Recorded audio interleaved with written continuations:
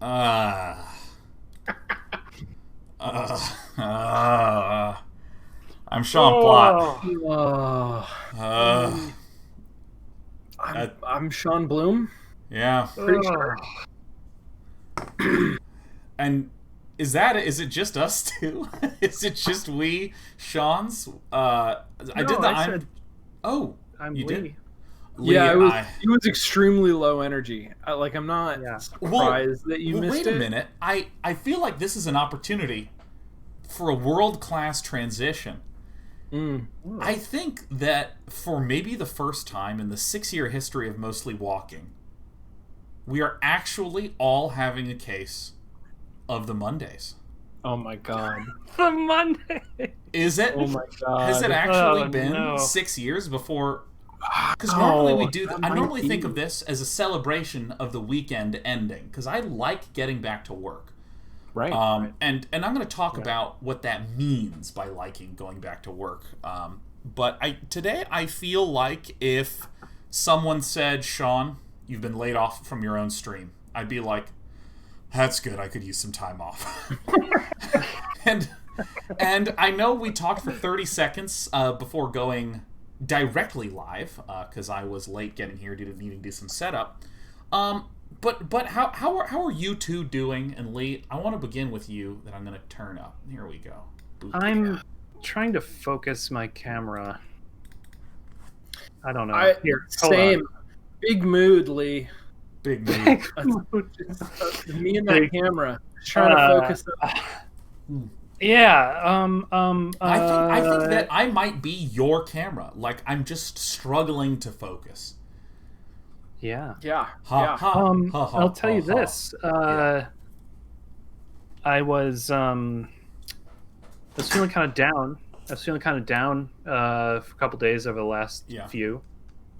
And what I've taken to doing, and I have not yet perfected it, but I think it'll be a really good idea that I would love to spread once it's perfected, is during these forever at home times, writing down a list of my actual human personal needs, and then seeing if they're being met, and if they're not, making bulleted points of how I could do that.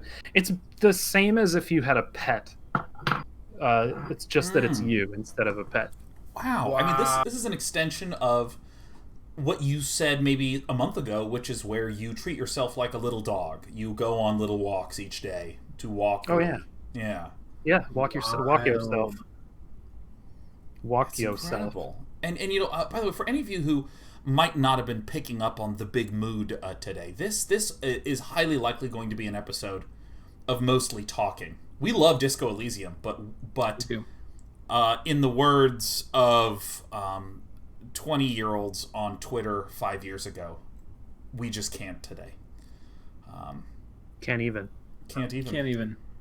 Yeah. So Sean, I want to ask where you're. Oh wait, no, we're talking to Lee. Whoopsie dipsy daisies. Lee was talking about this list of needs. Yeah, I'm out of focus times. What are some of these little bulleted, pointy listos that you've been using in your 2200 Look, I gotta be vision honest state? with you. I gotta adjust this slider a little bit before I can talk. Okay. You know what, Lee? I'm gonna let you do those sweet tech fixes. You know, I'm just gonna leave it. Is this good? Is this it? It's great. This? I mean, you look like Lee. It is the superlative slider position. I've never seen a slider position more apt for these lines. That sounds like something that would be said by someone who's doing like Olympic curling voiceover. The superlative slider position. Yeah, I've been real interested. So it's my turn. I have the conch shell now. So I am right now just really, really tired. I've actually just decided that I am not going to stream next week or Friday this week. And I haven't streamed for 2 Fridays in a row now, but not because I was taking the day off. They were attempts at taking the day off, but I had to shoot this weekend for unmentionable thing that shall soon be able to be mentioned. What was it? The unmentionable play? It's absolutely unmentionable work. And I am actually just the most tired human being. And on Friday, which was my day off before working on Saturday and then having a Sunday day off, I did a mix of watching movies from the 80s and 90s. I watched Jurassic Park, Aliens, and Starship Troopers, which are 3 near perfect movies. Trifecta. And it was satisfying. And then I watched a lot of competitive sports that I have never watched, like competitive women's speed climbing. Ooh. And just hearing, the way that the commentators talk about this, because I'm always really interested in, how do you hype up something that I perceive as very narrow? Like, you're going to climb up that thing. How do you come up with different language for that? Like, and they do. They do. Like, in the same way that basketball commentators have a lot of different ways of saying they put the ball in, climbers have a lot of different, or climbing commentators have a lot of different ways of saying that person is going up real fast. And so that's pretty compelling to me. I have not watched competitive climbing, but I have. I teach a class in the spring that's experimental games, and we do a bunch of different assignments. One of them is to make a game about bodies. And I had a student a couple of years ago who was a recreational climber and made a game about climbing. Made a physical game, like built a miniature climbing wall and a person, like a human figure out of yarn and magnets. And then had a physical climbing activity. Like the game was you had to climb up this wall. That's great. Can we talk for a minute about, I don't know if this genre of game has a title, but or not. Yeah. But things that are like games that are like board game in size, but use like real world physics. So tabletop dexterity games. Yes, I'm thinking of Tornado Rex or Fireball Island or Crossfire. Crossfire. Sure. Yeah. Fireball. I love Fireball those. Island. I love those games. Yeah. There's a whole run from the 80s and early 90s, especially, like elaborate. We have figured out how to mass produce vacuum form plastic, and now we can make board games in like particularly detailed shapes. Yeah. Man. Yes. Well, there was Castles and Catapults. What was it called? Yeah, Castles and Catapults. Crossbows and Catapults. Man. Where you would launch these little like. Okay, here's another thing about it. If you Crossbows and Catapults, you would launch these little pieces of plastic, round ammo. If you would, please, if you're able to at the moment, could you pop open a separate window? Yeah.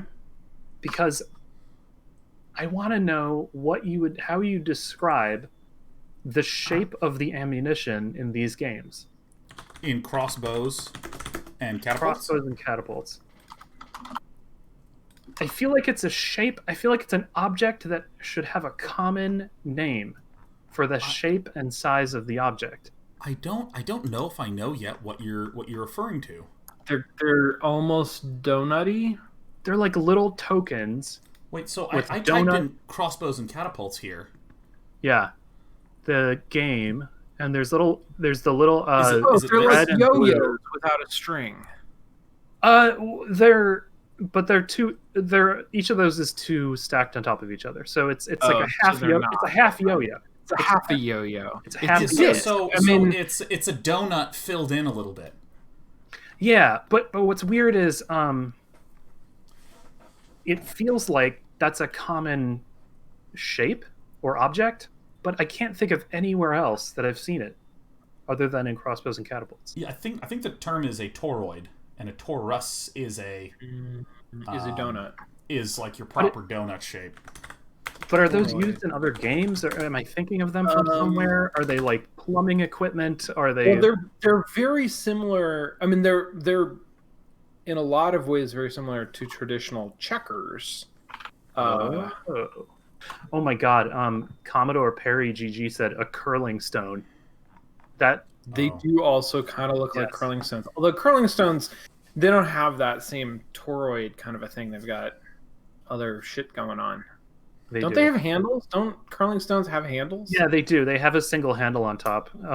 Yeah, but it's like a little checker puck thing. It's like a checker puck. It's a puck. It's call it a puck. Yeah. Yeah. Not exactly a hockey puck. Like a hockey puck is a simpler shape, and this is a more advanced puck.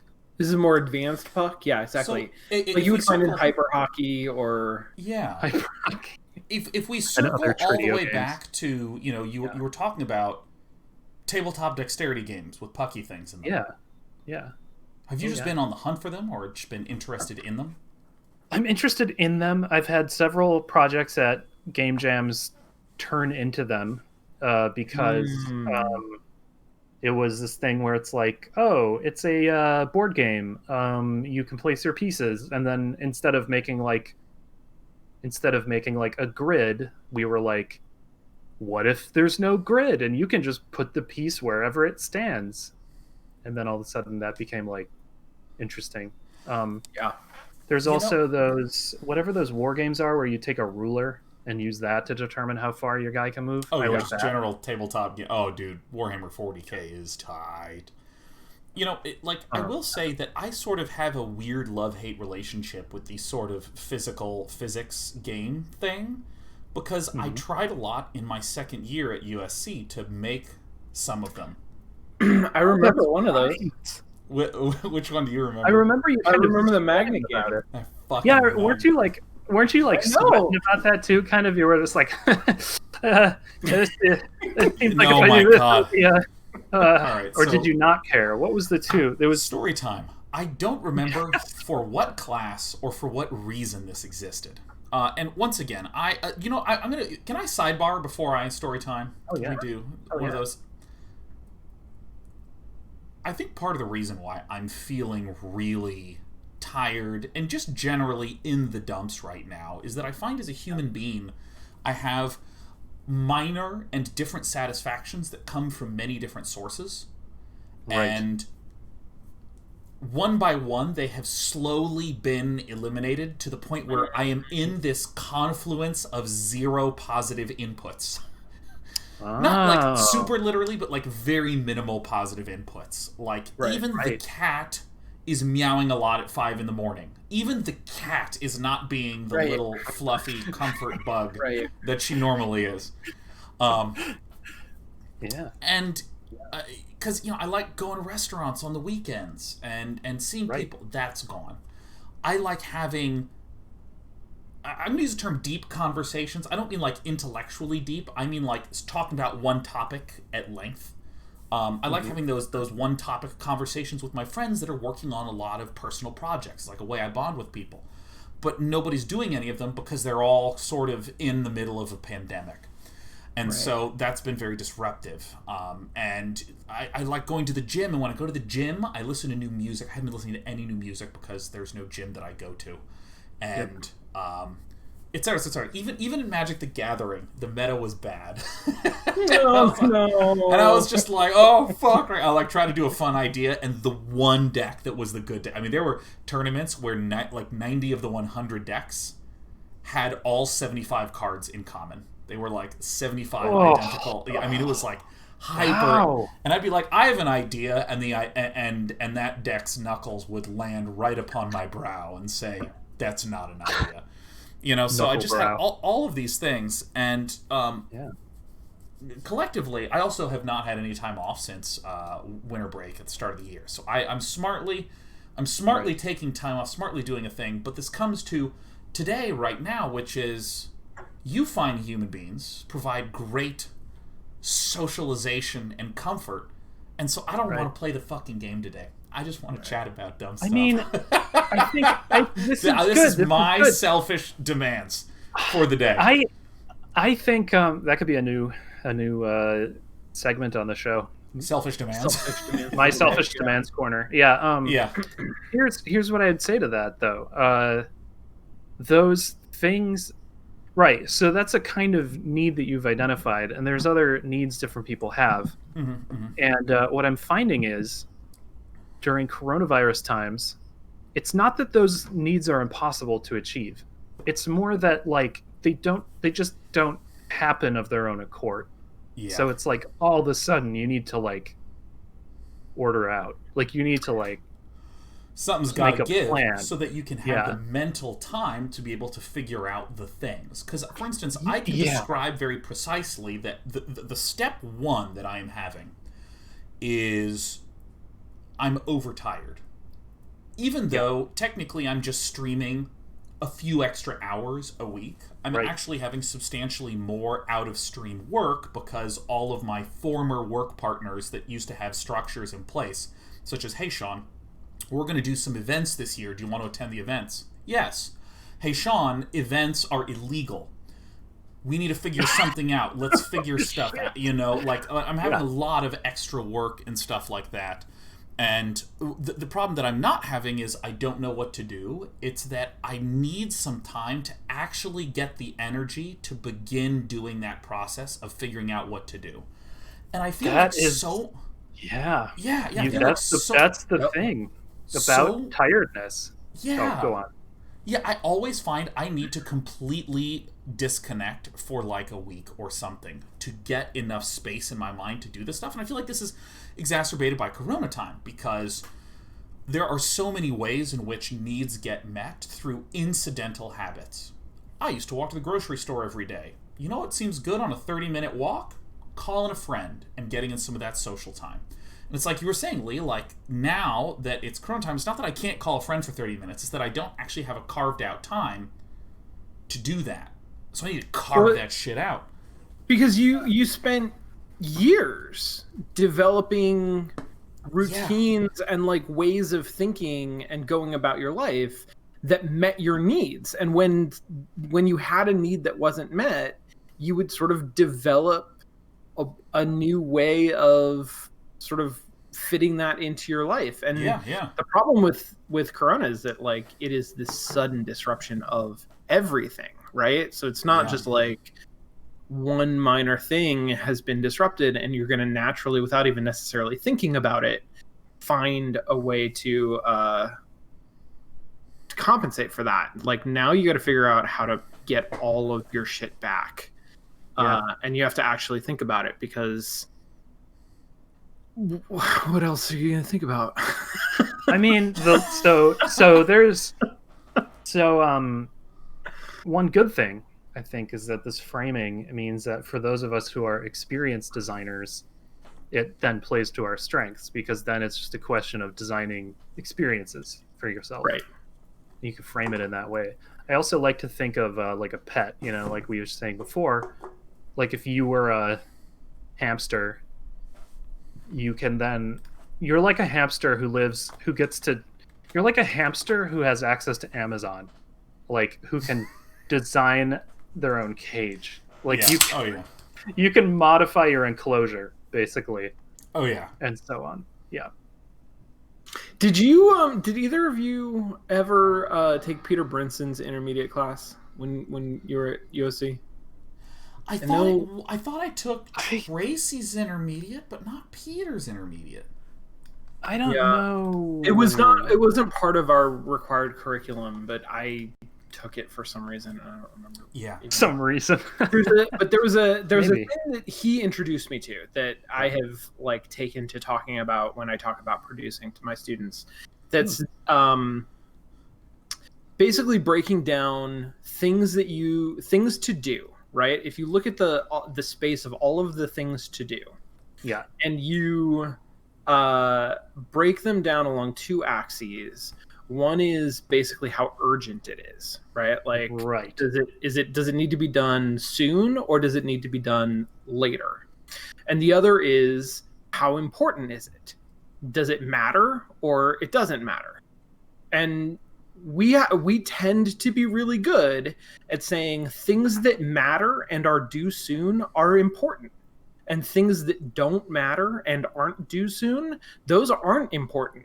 We're really good at prioritizing those two categories. But the other two categories, the like, these things are due soon, but they're not important, and the things that are really important, but they're not due soon, we have a hard time prioritizing those things correctly. So, like, the average American adult who says, oh, health is really important, but I can always get healthy at some point. Exactly. Yes, 100%. And I am definitely finding this is a thing that, like, I have been conscious of and building into my productive practice for years, and having a lot of trouble with in the past couple of months, because I'm too tired to, like, really think through what are my important long-term priorities versus shit that I could just do right now, and it feels good to do it because it's due soon, but it's not necessarily the stuff that I should be spending my time on. See, I have this theory that what the number one thing I ever need in order to be productive or to enact substantial change is the void. I need a time of no shit. There's like truly nothing going on. Not like, hey, I don't have a show tomorrow and it's 10, so I can, like, stay up late playing games of Dota with people. That's not the void. That's playing games of Dota, right? That's actually something that's eating up some of the brain. And because I have been especially annoyed with seeing on social media during coronavirus times people talking about, like, well, what are you getting done? Here's some cool productivity schedules. Have you tried these 70 things? And I find that almost always my problem isn't that I don't know what to do. It's that I need, like, a big chunk of space to just have, like, emptiness, to have just, like, to be able to hear myself and to listen to my own brain. And to find out what's going on. Because, I mean, like, I know how to make myself happy. I'm just tired. And what I need is a void where there's nothing going on, and I can just be tired, and in an empty hour, do 10 to 15 minutes of actual, reasonable, useful thought. But only that much. Not trying to max out my fucking time, or max out my calendar. Sean, do you ever meditate?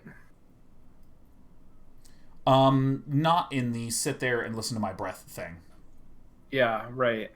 Do you sit there and notice all your thoughts thing? Yeah, I have some of those things to do to, like, you know, like, a lot of times if I have to do a show and I'm feeling a little scatterbrained, I just go into the bathroom and turn all the lights off and sit on the toilet with no screens. That's smart. And I just sit there. Really cool. I don't meditate. I never have, and I've always felt like I understood the purpose of it, and it wasn't something that I felt a strong need for. But I wonder if I'm maybe reconsidering that in sort of where my life is right now. Like, the particular stresses of coronavirus. Yeah.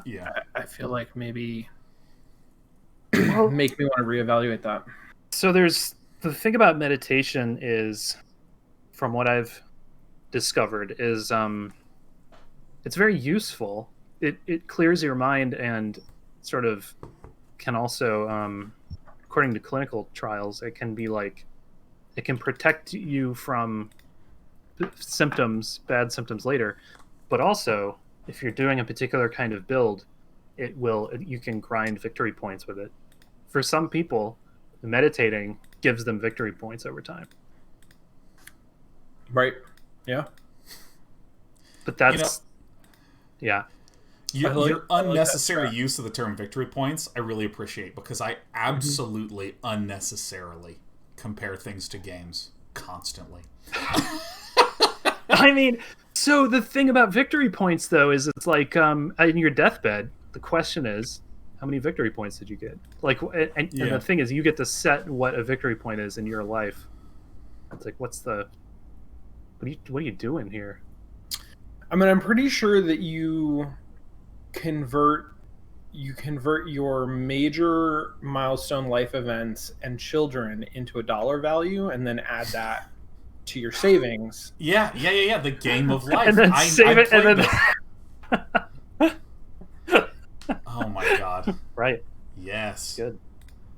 But dude, the void, like finding the time. I like the void. I like the void a lot, Sean. Yeah. Because I mean, if I'm ever like, I really need to start working on a project, or actually, here's a more concrete one. I need to start going to the gym. The first thing I do is I just start getting up at 7 and just sitting there until like 8:30 or 9, and just like being up. Or if I have some creative project I want to do, I just get up and I just fucking sit there. Wow. And just like actually have time fucking sitting there. And I mean, like, I'm not super extreme about it. Like, I really like listening to music while it's there. But, you know, if I just have like a piece of paper and I like idly doodle and just sit there, man, it's good. I like the void. The void's where it's at. Yeah, that is very good. I mean, it has a good name. It has good branding for it. But really, I'm just fucking sitting there. The void. The void, man. So yeah, that's like somebody wakes up, and I'm just imagining the 2-story house, wakes up and comes downstairs, and there you are sitting, idly doodling. It's like, Sean, what are you doing? And I'm like, shut up. I'm voiding. Shut up! I'm voiding. Fuck. It's like in The Shining. It's like Jack in The Shining, except it's like you're not working. It's like, I'm not working. All work and no void makes Sean a stressed boy. Absolutely. Yeah. You know, God, go ahead. I realize now this is a sidebar from talking about the Magnet game. Yeah. Right. Because we sidebarred because I wanted to point out that the reason why I don't want to play Disco Elysium and why I want to chat is I'm like, playing that game requires the most tiny amount of energy and brings me a lot of joy because the game is straight plasma, dude. But I don't have a tiny bit of energy. I have no energy, and shooting the shit requires no energy, and that's what I'm capable of. But that Magnet game, I don't remember if that was for a class project or something. No, that like was that. Oh, I remember what that was. That was for like a grant was or it like a fellowship. Oh my god, was it that was for my someone fellowship? yeah. You owed. That's what it was. Is you owed someone. Okay, this is my understanding from as an outsider was that you desperately owed someone some kind of results. That's what I like to believe. I like to think it was a high stakes grant. That's my personal. Yeah, you know, that's my story to myself. I will reply by saying, my fellowship I perceived as being incredibly high stakes and requiring the utmost of output, and like after I had completed, because it was 2 to 3 years there. I had the Annenberg Fellowship, and it was like in the middle of my thesis year, I realized that really nobody really gave a fuck. They just they wanted my face in a brochure, and they wanted to have 2 45-minute conversations with me a semester, and they were going to pay for the fellowship. I didn't realize that a lot of these fellowships are there for students that don't really have a lot of money. Like, that's the whole purpose of it. But for me, I absolutely was like, you know, if I don't slam dunk an end of year Annenberg Fellowship report, I am absolutely fucking fucked. And I think that I feel like the Puppet Man program that I did with UCLA with Daniel Bunce, I think that was actually the thing that satified my Annenberg Fellowship. But I thought that the Magnet game was an independent study, and so that was like you were responsible to somebody for a grade. Yeah, because Puppet Man was part of Psych-Led Cats. Yeah. Puppet Man was Psych-Led Cats. That's right. No, I remember now. In the summer between my first and second year, I started working at UCLA, and that extended in through the year. And let me tell you, I dominated that work because I didn't say no ever. I just coded very quickly and recklessly. And anything they wanted, like, can we have a tool to do this? And I'm like, I'll have it in a week. I never took longer than a week for any feature. And if any of you have ever written production code, you know that is only possible if you are shamefully irresponsible with your code base. That's precisely how I did it. Yep. The thing is that, like, as a result of playing StarCraft, I can actually track a whole lot of information in a way that feels really like I have an overdeveloped muscle for that. So I'm like, oh, this is awesome. So I'm like, fucking... Like, see, Trigger Mort says spaghetti code. I mean, even that is an extraordinarily generous thing, because spaghetti does consist of continuous strands that can be examined. Spaghetti has nutritional value. No, this is like candy corn code, right? It's just a scatter. It's cotton candy code. Okay, that's probably the best term for it. Yeah. You're just like, how does it work? Well, once you understand all of and it's done, and there you have it. Now, this isn't good for you, but the kids love it, right? Like that was what the code base looked like. If you look at it too hard, it'll start to melt. Yeah, exactly. If you touch it with your fingers, you'll destroy it. It doesn't have any integrity. But yeah, the summer before I did any of that is in the first year when I really didn't understand, because I was just trying to do like research or something, and I thought the idea of some sort of physical board game would be really cool. Because, one of the things that I loved about StarCraft, which at that point was the only game that I played or thought about, was that it wasn't just a strategy game in the sense of this piece is different than this piece and they have different sort of objective qualities to them. I like the physicality of this, where the way that certain units would slide and you could manipulate the angles of this unit to that unit to really make it feel like you had there was a physics that you understood to it. And I was like, I want to do that in board games. So I thought, I'm going to do this with magnets. I'm going to create a board game where people are going to learn sophisticated moves by sliding ball bearings across tempered glass with magnets underneath. And what I learned is that magnets in real life don't function at all similar to magnets in games or physics in games or anything that matches your intuition. Because the way, if you have, like, say, a piece of metal next to a magnet, there are 3 subjective states that ball bearing and that magnet will be in relative to each other. The first one is not interacting at all. The friction is enough that the ball doesn't begin rolling.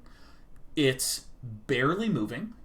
Like, you can detect the slightest movement, or it is warp speed colliding with the magnet. Those are the 3 states that happened. It's not this nice, continuous, like, whoa, it's starting to orbit. Oh, I mean, like, so you'd, like, launch one of these ball bearings across, and it would just go all the way off the board and look like nothing happened, or it would go and just stick to something, thereby making the game functionally equivalent to placing a piece as in checkers or chess. And I remember, and Lee, you were saying, Sean, didn't you get a little sweaty about that? Because I remember, because I actually had a piece of tempered glass, like, custom built, and I ordered all these magnets, and due to the volume of magnets that I ordered, they have to be delivered in a really particular fashion, because there's, like, laws around how magnets can be shipped because of some reasons, so I mean, like, and then there was a delay on the shipment and all this, so I finally got the magnets, like, okay, I'm going to build it on a Friday, and I'm going to spend the weekend understanding the physics and the gameplay of this, and then I'm going to just write up this essay, this piece, on the Sunday, and I can get it there in Monday. And what I found in Saturday, I remember seeing you in the lab, because I like to leave my house and go to the lab and do it, is I was rolling, and, like, literally, it was just patternless. There was no move, there was no, like, ooh, now if I slide it gently, I can make a diagonal. It was an utterly patternless disaster. And I asked one of my friends, who was an electrical engineer, if he had any advice about, like, how to maybe do this, and he used a term that I will forever be hurt by. You ever been in a math class, in a science class, and instead of saying, now, if you are not a shitty student, you know the theorem I'm about to say. They don't say that. They say, recall that a collection of magnets with this, like, just recall, which is like, that was on the tip of your mind, recall that the sum of two sides of a triangle will always be greater than the third side, regardless of the configuration of the triangle. Recall that. And I remember saying, like, what would you think? And he goes, recall that if you have a configuration of magnets in a system like this, it is functionally a chaotic system and all patterns will break. And so he basically, he reminded me that the whole premise of this was functionally impossible due to how I was configuring these magnets. That really all I had done was created chaos. And what I did... feel like it's good. It's good. Yeah. I don't want to speak to your experience, Sean, but as I recall, and certainly for myself, and the way that it sounds like you're talking about this, like this time in my life was before I was really familiar with the concept of a negative result from a research perspective. From I built this thing and it was a disaster and I'm still going to write the paper about it. Yeah. Right. The paper that I'm going to write. Yeah. The thing that I built was a disaster. Here's why. And here's sort of like proposed solutions. And that's a research paper, right? Like, yeah. But there's you don't realize that, or at least I didn't realize that. Like for a while, it felt like that's good. We're glad you had that result, because if you write a paper, anyone that looks up physics game will look up failures of physics game starring your pal Sean Plot, and they can go, oh shit, and I'm gonna read that and be like, that's so great. I'm never going to do that now. What a relief. Right, yeah. Because otherwise everybody's reinventing the wheel. And I don't remember if that's what the output of that was. Because I think that I was so stressed and ashamed. What I do remember is I remember picking up the board and setting it in the corner of the lab and just walking home. I just ghosted my board game. I was like, I'm outie, man. I'm not going to look at this shit. Amazing. So... I also have had the opportunity since school, to be in hallways and rooms where people were prototyping, trying to create fun new kids' toys.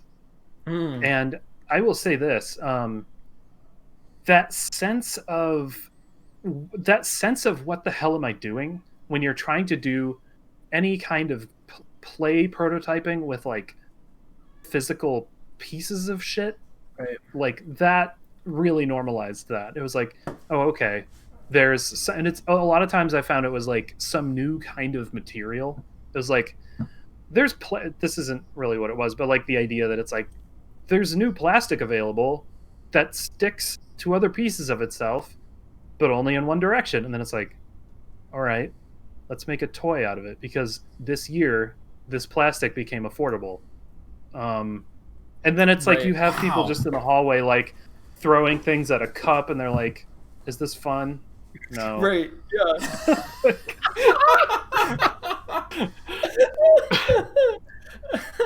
Yeah, for a while everybody was trying to find the next pie face. Okay, so are you familiar with pie face? What? Pie face? Pie face is... This sounds like a search term that's blocked in China. There's something that sounds like a little bit like sexual about it, and I don't know why, but like I don't want to Google it. I want you to explain it to me. Okay. Hard about Pie face is very simple. It's a game or it's a toy / game. I'm sure I think I'm getting some of the details wrong, but it goes a little something like this. There's a little pie, which is just basically like whipped cream or shaving cream or something. I don't remember what it is, but it's some non-toxic cream, like fluff, that you put in the pie, the little toy pie. You put that on a thing, and then when it's your turn, you put your chin on the little chin rest, and you like hit the randomizer, and it's Russian roulette. And it might think. Okay, but yeah, right. I know exactly hit you in the face with the pie. Yeah. Oh my god, it's so good because you put your face in and you hit the button, it goes click, and then it pies you or it doesn't pie you. It's so good. It's all the joy of gacha games with none of the microtransaction downside. It's so good. And so the thing was, everyone was like, what is the next pie face? And I was talking to somebody and they were like, okay, so it has to be, here are the constraints. It has to be gross or like enough of a gross out without being like too much of a turnoff. It has to be easy to clean up. It has to be really good, like for sharing videos of it. So it has to look good online. Oh yeah. It has to be cheap. And it has to be something that appeals to kids and also like college students. And so everyone was like, okay, it seems easy. We'll just hit them with hit somebody with something other than this pie stuff. It's like, okay, water? No, water doesn't look that good on video. Or it's too wet to like, if it's enough water to look good, it's going to be too much of a pain to do in your living room. So then it's like, shit, there's really like, it's really hard to think of things. Yeah. Yeah, I find that this is a consistent issue that comes up in designery talks where someone's saying something like that but not that. I love the idea of generalization. Like, I mean, hell, the pie face thing that you're talking about, what is an important generalized technique to that brains love a certain amount of randomness, where there's the probability of success and a probability of failure. You don't know what's going to happen, and it builds anticipation. And that's like translatable. You can take that sort of principle and say this is what makes finding diamonds in Minecraft rewarding, getting good loot in Path of Exile rewarding, as well as getting pied in the face and pie face rewarding. Like, it's sort of the same thing. Oh yeah. But what I find and is that that stuff's like, even charted, right? Yeah. Don't like, the scientists know what scheduling of rewards to do and stuff? Yeah. Oh yeah. And in fact, there's some dirtiness that comes up in some gacha games because they will exploit every psychological deficiency that your brain lies to you about as a means of it. You know, for instance, the whole, if I keep putting in money, I'll eventually win. In true random systems, that's not true. If I've flipped heads a bunch of times, when I flip heads this time, still 50-50. But they will make it so that like you will get a reward at a certain guarantee interval with some unpredictability of the interval guarantee, but they'll just make sure the guarantee is there because that way it'll eventually exploit the people that have that particular psychological degeneracy over-exaggerated in their perception. So it's psychological degeneracy. Oh yeah, it's a super. Well, I shouldn't say psychological. It's an evaluative degeneracy where it's just like brains suck with probabilities. They just fucking suck. They're always wrong. But anyways, because I find what's interesting about like that example that I gave is that like it's generalized up here about a thing down here, but then you're in the room with someone that generalizes barely above the existing thing, to the point where they are essentially describing the exact product. You know, like, right. League of Legends is really good. So how do we have a game where there is some type of rhythm-based last-hitting mechanic that's not necessarily last-hitting, where two people have to be within the same screen of each other, and there's a sort of natural push and pull where if someone is succeeding, it makes success for the other person also easier. I'm like, dude, you're just describing a tug-of-war that exists in League of Legends. Like, it's like we're just re-describing the same thing. And I'm so curious about some of these like toy descriptions. Were there like things that actually emerged as interesting learnings from one game to translate to another toy? Like, were there any like home run success things that you saw that you're like able to talk about? I'm not able to, or I'm not going to talk about anything I actually saw invented where I was at. Sure. God, that's fascinating. I'm trying to think of if there's other ones that are just in the industry in general. I heard, this is not toys, but I was just listening to a podcast that talked about loot shooters. Loot shooters? From this sort of perspective of Destiny being a big hit and a bunch of loot shooters. Companies sort of saying, hey, look at that big hit. This is a new genre of game, right? Like, this is a new genre of game that, like the, I don't know, like the MOBA or the Battle Royale. This, like, opens up a whole new genre. Yeah. It's got an audience that we're going to make a game. And a bunch of those games came out that did not do well because... the argument being made here, and I don't know enough about the space to like really argue it, but the argument being made was like, it's not a good genre. Like, Destiny's just a good game. Destiny does it well, but it's not like that relationship of systems is not inherently good or Right. or a genre. Like and you can think of it as like people copied the wrong parts of the game, but I think you can also think about it as people thought that people tried to like narrowly generalize on the success of this particular game, right, and could not do it successfully because I mean, it's a hard thing to do. Seems like I mean, okay, so the kind of design that we're used to doing, I think, or where we come from, our school of design is often like exploratory, like let's find something new. There's, I think, a different school of design though, right? Which is like, let's take an existing product and just add one thing to it and make our own version of it. Yeah. And you know, like, can you not just do that? You know, okay, so if I can go on a rants in a pants, something that consistently annoys the hell out of me is when there are statistical analyses about games or data-driven analyses on games that are simply not data-driven analyses on games.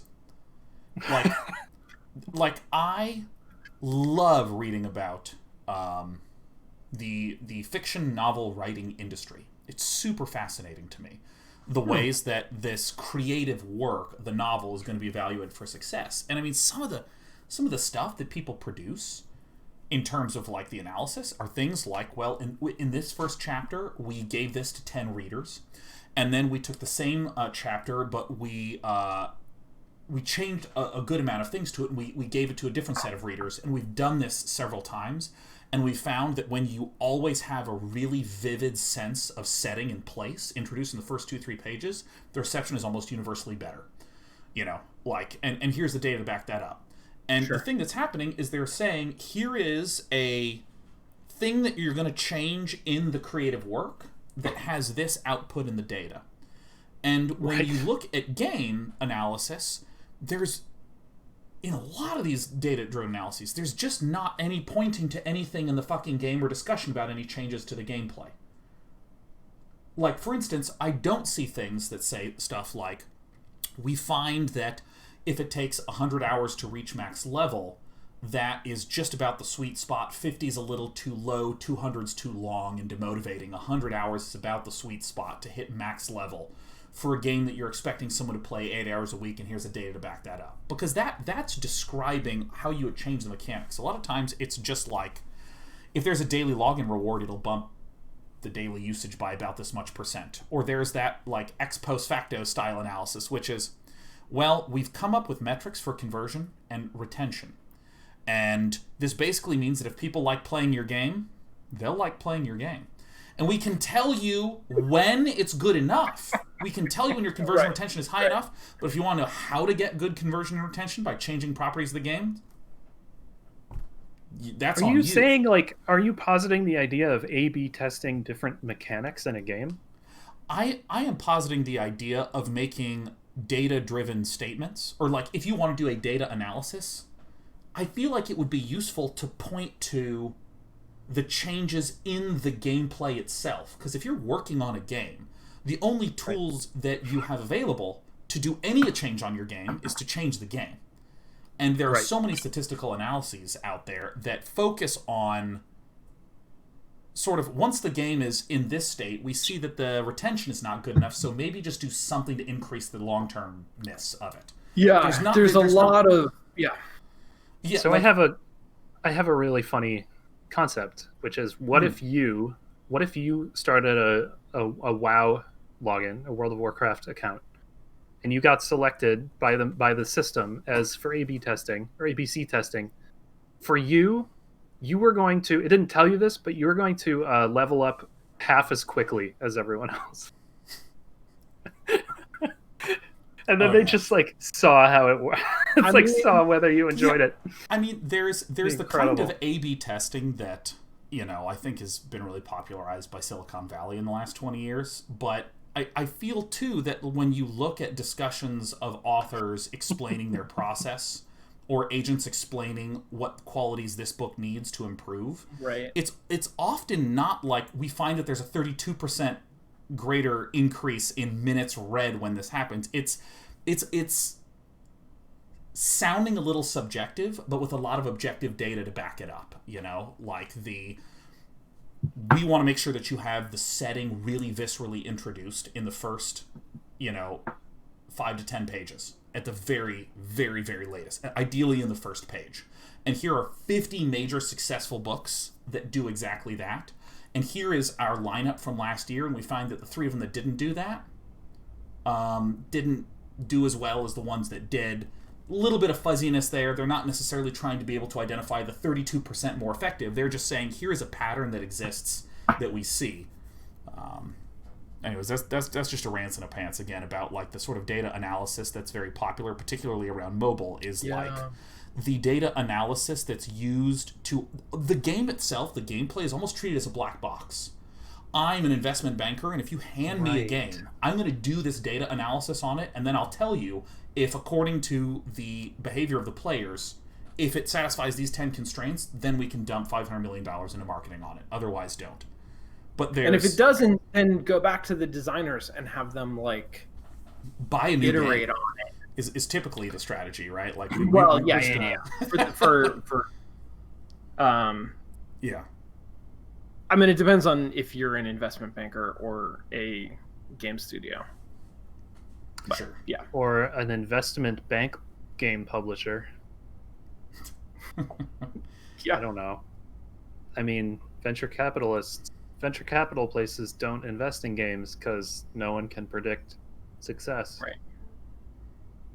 It has been shown. Recall that no one can show whether a game will be successful. But I mean, like this discussion started when talking about like Destiny and like the looter shooter genre. I find that there's almost, love that term. I find it's interesting how many decisions are described not in terms of the qualities of the game itself, like the mechanics and how the things function, but in terms of just like a general marketing category. Like, a looter shooter is how you might describe a collection of games that look a little bit similar. And I would, if I were marketing my game, want to describe it as that to match the expectations of the audience. But that doesn't really give necessarily a super strong vision of what all the collected systems are. Right. And, I think that there's a couple really clean examples of this, which is one, the MOBA is a perfect example. It was Dota and Dota clones for a long time until League of Legends willed a new term into existence so people would stop calling League a Dota clone. Yep. And then we sort of described that things that feel like you have a lot of abilities are MOBA-ish, but really... That's a marketing term that sort of is superseding the actual mechanics that are going on. Because I feel like if you're trying to extract some interesting descriptions of what makes a game like Dota or League compelling, we could point to one thing, not the only thing, but one thing we could point to is having a kit of abilities that is different than other heroes' kits of abilities. It's kind of a fun thing to manage, like having like 4-ish abilities to like, they're kind of your own thing. Mm-hmm. That's the interesting nugget that then Overwatch went, yeah, what if in a shooter you had like 4-ish abilities in addition to aiming and shooting? Yeah. People were like, it's a MOBA shooter, and it's like, I mean, I guess if we're focusing on the marketing genre terms, sure, but like if we want to talk about the mechanics themselves, I don't know. I feel like there's this one layer above. Like, no, that's a good point. That's a good point. Product descriptions up here when the actual mechanics are down here. Genre, the term genre, and the way that it is used with respect to games is such a fucking bloody mess. I mean, like, it is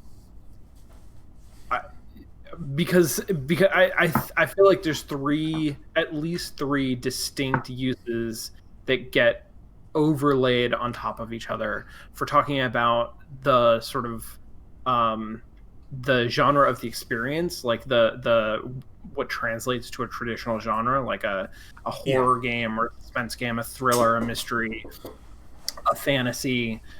There is this sort of set of mechanics that coalesce into genres, and then there is sort of the marketing speak that points towards a type of mechanical experience or legacy in other games. And all of these use overlapping terms to describe entirely different things. Yeah. Yes. Yeah. It's fascinating. Yep. I'm utterly fascinated by this because I still think it's super interesting that games are not old at all. That games are not old. Wait, what do you mean? Digital games are like a very new thing. Are they? They've been around for 50, 60 years, but that's still not fresh. A lot of time. And especially multiplayer games. As a whole concept, are vastly different in the last 20 years, both digital and non-digital, because there's the whole idea of I have visibility of the other group. A lot of multiplayer gaming, for instance, in the 90s and early 2000s was a social experience. It was I am playing GoldenEye with my buddies, and we're just kind of having we're having a hoot. And if GoldenEye released now, it would be one of the worst multiplayer games ever because it's so unbalanced and unfair. The Golden Gun, have you heard of this thing? Why did the developers put this in the game, man? It's all the connectivity. And now we're just having anonymous game sessions with thousands of partners.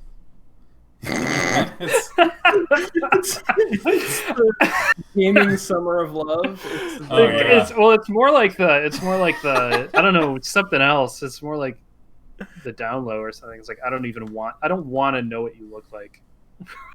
Yeah, I want to interact with you only through these 10 verbs, and I have them pre-muted because if you open your mouth and I learn anything about how your voice sounds or what your thoughts are, I'm going to be upset that the developers didn't give me the tools to do this in advance. That's so weird.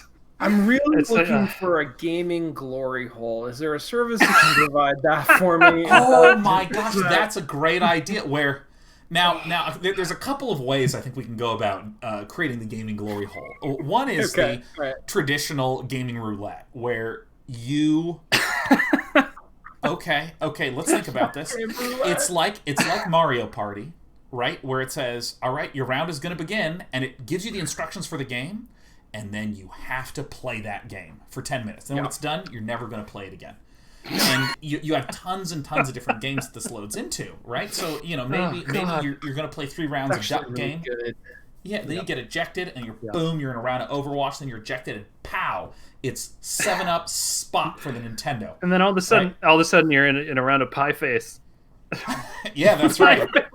Pie Face Glory Hole edition. Yep, Pie Face Glory Hole. That's really good. That's the next one. Yeah. Oh, is it my turn? Yeah, that's really good. Oh, God. Oh, no. Wow. Oh, boy. Yeah. The CDC, was it the CDC? There was no, it wasn't our CDC. It was another country. There was another country that suggested for coronavirus safety. That was Canada. Having sex through a hole. Yeah, through a glory hole. Yes, I remember. Yeah, that was Canada. And that's where we are. That shows that shows a government that's with it. That shows a government that's like, you know what? Yeah. We know that this is a thing that people do because everybody knows what this word is. And we have to, for the health of our citizens, use it too. And I appreciate that. That's amazing. Just make sure it's full height. None of these mobile, no travel edition. Mobile glory hole? Is this MOBA? This is MOBA. This is a great idea.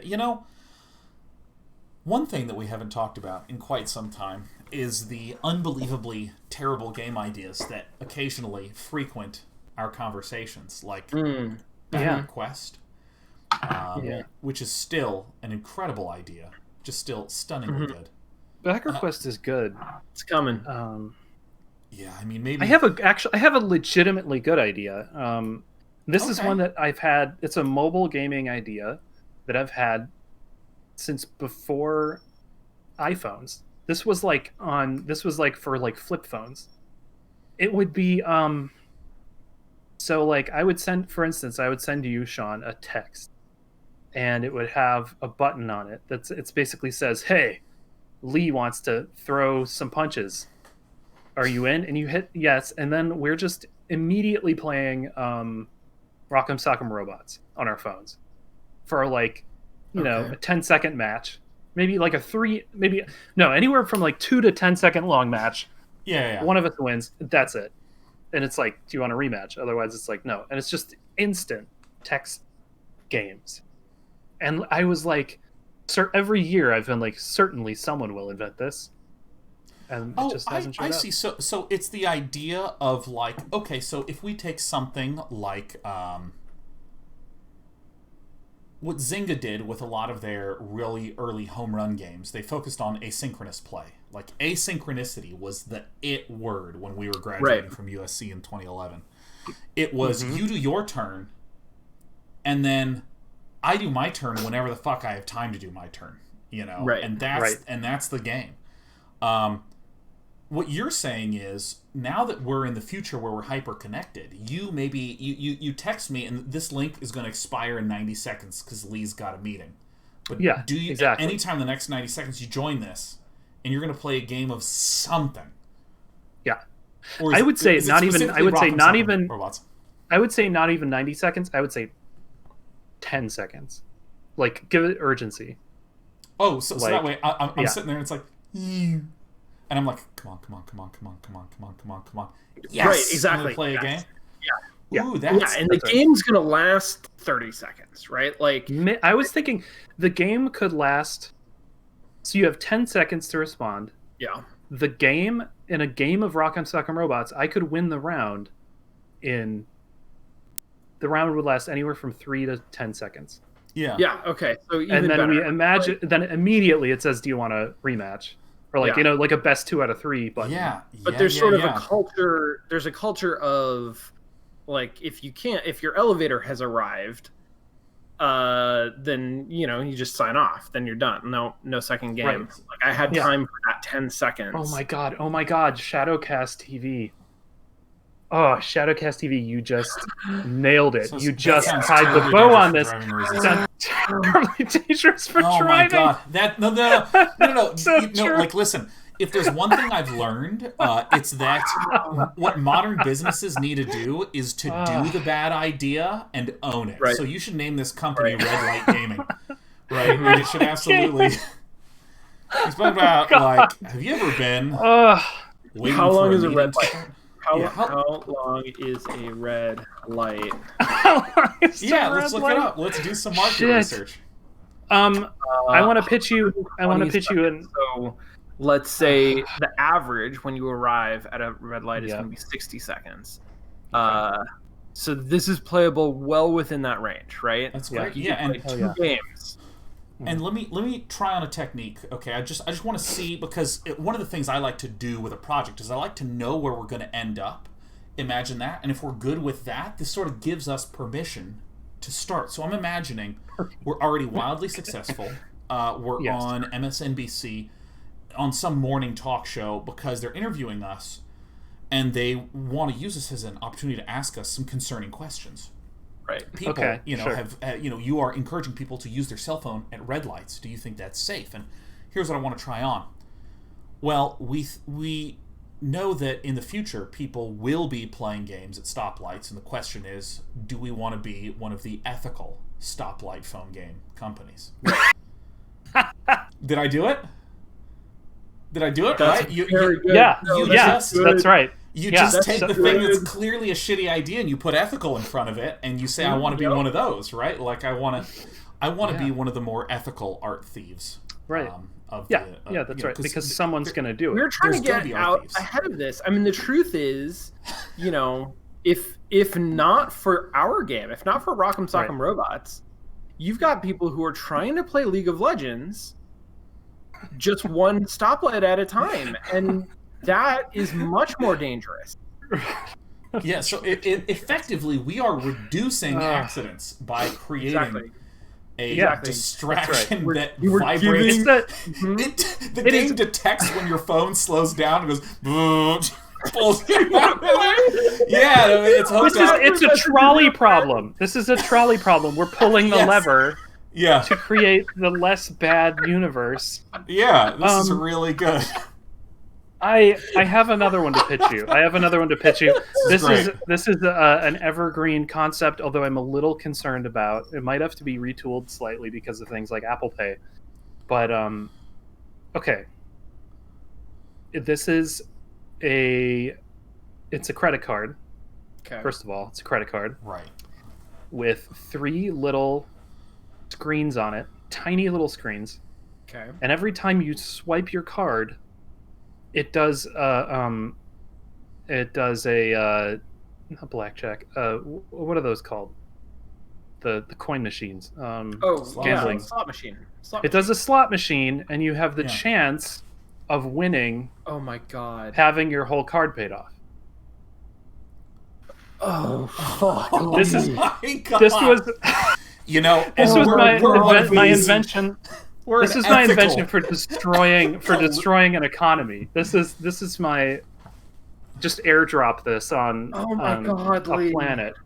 Yeah. Wow. That's. I mean, that's really, really smart. Now, I know that there are some, there's some venture capitalists that do watch the Day 9 TV content. And I know that some of them are hearing that, and there's someone who's like, but actually, let's think about this. Yeah. That's right. But actually, it is the birth to one good idea and 99 terrible ideas and 100 total investments. Okay? Yeah. That's the other thing, is you can write it off as a donation, too, if you're the company. Can you? Oh, sure. That's a good point. Yeah, because you're paying people's debts. That's a great point. Yeah. Okay. I mean, I'm no lawyer. Yeah, I would want to talk to my CPA about that, but it doesn't matter. Like that's the least part of this. This is like, holy shit, this is good stuff. I mean, it doesn't need to be a card with screens on it. Is the thing. Like it's a website. It's PayPal. It's a PayPal style website where you. But I was imagining animations and sounds. Yes, right, exactly. Yeah. But like when you pay for something with PayPal and you click the little button, it takes you to the PayPal page to log in and like approve this payment. You press that button and it slot machines, it jackpots for you. Right. Like, and there is a chance. I think this stuff is illegal, though. I don't know. I think it should be. It sure as hell should be. Because remember back when like they were like, you can't have games. Remember that whole tide we were all almost swept in of like, play games and win real money, like that stuff. Which, by the way, that is so far that remains my least favorite meaning of the word esports. I love when you see it's like a solitaire game, but it says like esports features in here. It has esports features, and you're like, what does that mean? And it just means like, oh, you can like win tokens. Oh yeah. No, yeah. Wow, I love it. Oh man, yeah. Man, you have sent me on a trajectory of imagination of things that are just truly evil, unethical, and bad ideas, but are so funny. Horrible. I love exploring these ideas. This is so great. Samus One Big Boy says you are describing the lottery. That's a concern. I mean, you're not describing the lottery, but private lotteries are illegal, and so if there's a case to be made that this is effectively a lottery, right? Which a state would make, I think, right? Then that's an issue. I think we might be able to differentiate it. I feel like we could make it a faith-based insurance alternative.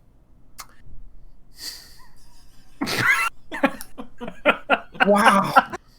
Oh my God, wow, those were words. Wow. Wait, a faith-based insurance alternative. I mean, that's you can. Yeah. Wow, Lee, what did you just say? those exist already. They're Tell me. like, instead of health insurance, you can become a member of a faith-based cost-sharing collective. Right. Nonprofit.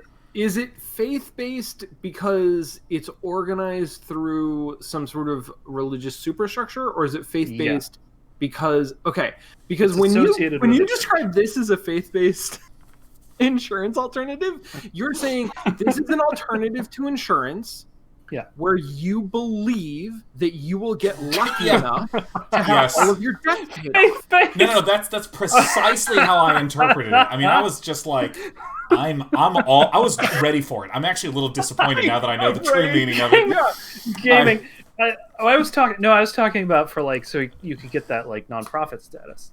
I mean, you might still be able to.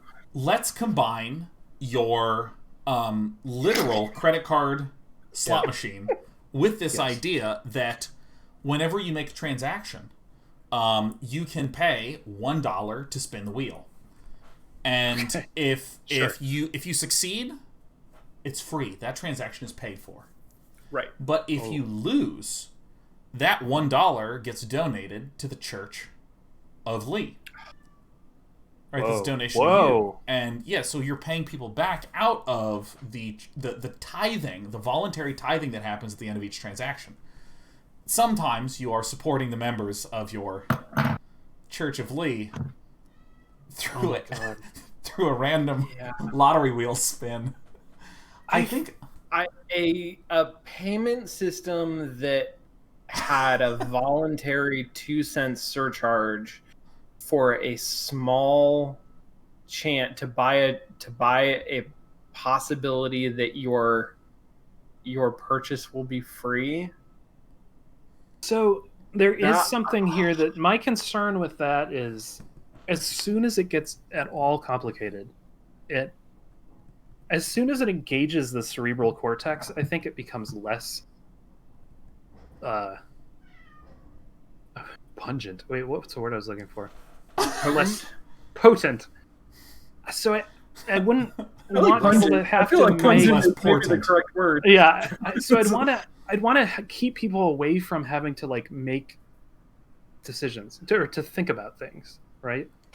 So it's not. I mean, maybe it counts as a voluntary surcharge just because you are using this payment method, right? Like you could pay with some other method. Yeah. That's why I think I want it to be a card. That's why, like, I don't think it would work as well if it was like an iPhone app, you know.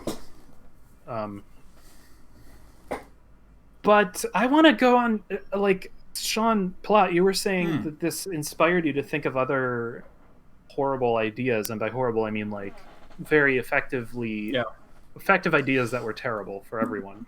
Yeah, well, I mean, I think the ideas that I'm much more interested in are the ideas that are actually truly, like, you hear it and you're like, huh, you shouldn't make that.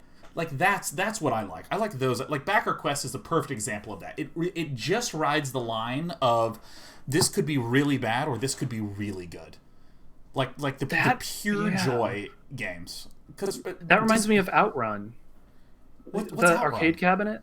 Remember the Outrun arcade cabinet where that one crazy dude who became a professor, I think, but he interviewed at USC, and he took, Outrun, the Sega driving racing game. Yeah. That was at arcades, and you would sit in it, and it had a little steering wheel and stuff.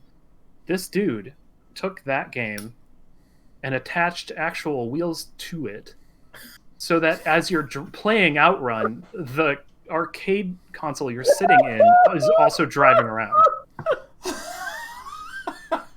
That is really good. That's really, really, really, really good.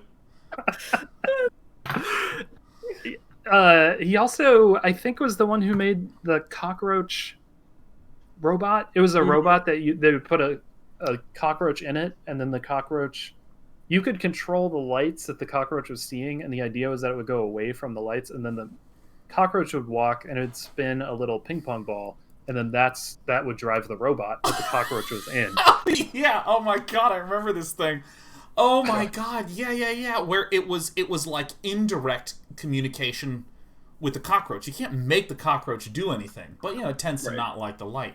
Now that's really good. I think that there has not been enough exploration of extremely low fidelity control games. There's been a lot of exploration of the high fidelity control games, right? Okay, you say that, but isn't that what Surgeon Simulator is? Yeah, that's what I'm saying. Like, you have Surgeon Simulator, you have Octodad. Right. You've got an alarm that says go to bed. Yeah, you have Goat Simulator, but I mean, I feel like these things could be explored even more deeply. I like them in real life. I like the idea of just goofy arms you can wear or whatever. Yeah, like a headset with two arms off it, and depending upon the position of each eye, it like controls, or maybe like the left eye. I guess your eyes look in the same direction. Ooh, I already have some design challenges that need to be overcome. But yeah, let me ask you this: do either of you remember being a small child? I don't think this is especially age specific, but being a small child and having a Fisher Price like fishing rod. Maybe I just think it's Fisher Price because it's a fishing rod, but like a toy plastic fishing rod with a magnet on the end and an actual reel, and you get like magnetic fish, and you could reel down and pick up fish with the magnet. Okay, I remember the magnetic fish. Okay, it's that as an interface to play chess. Oh, that's good. And after you've thrown your reel, a timer counts down, and wherever the pieces are at the end, that's where they are. That's exactly. Okay. So we've just invented a new category of game. You take a classic game and you create the worst possible control mechanism for that game. Ooh. I think a big question is, what are the implications of? What are the rules for if and when you screw up what you're attempting to do? You probably lose the piece. The game. You probably lose the game. Let's up the stakes. The game. I really want this experience to be Souls-like. So, which is another great marketing jargon term. Everything is Souls-like now. Souls-likes. Yeah, see, Pray to RNG says Jenga, but you have to use a slingshot, right? Like, that's really good. Yeah. That is very good. But that's starting to sound like an Olympic sport at that point. Yeah. That's like, I want to see the world's greatest sharpshooters playing Jenga. Yeah. And you can put that on my tombstone. Yeah. Oh my Twiggy T checkers, but you have to cover yourself in lube. Yeah. What if not just? I think more like like that Hungarian, is it Hungarian wrestling? Olive oil wrestling. Sure. They made a freaking. There's somebody in Street Fighter now. Pie face, if you know what I mean. There's a character in Street Fighter now who is he's a oil wrestler, and one of his moves is he dumps olive oil on himself and gets some sort of buff. That's one of my moves, actually. I recognize that move from a mile away. Okay. This is a good question. What are your special moves? Let's just ask this. As a Street Fighter character? Just you in your life. You have 3 special moves. What would you say they are? Do I have like a? Do I have an at will, an encounter, and a daily? Is that? You could. Yeah, that's a good. Okay, yeah, at will, encounter, and daily. Yep. Okay, I know that one of my moves is taking too long to explain something. Using too many words when a few will do just fine. That's one of my moves. Is that per encounter? No, I think I use that one off cooldown for sure. Yeah, that's at will. I feel like we might have the same base class, Sean. Yeah. Yeah, no, I mean, all Sean's really are derived from the superseding Sean class. It's less of a name and more of a class description.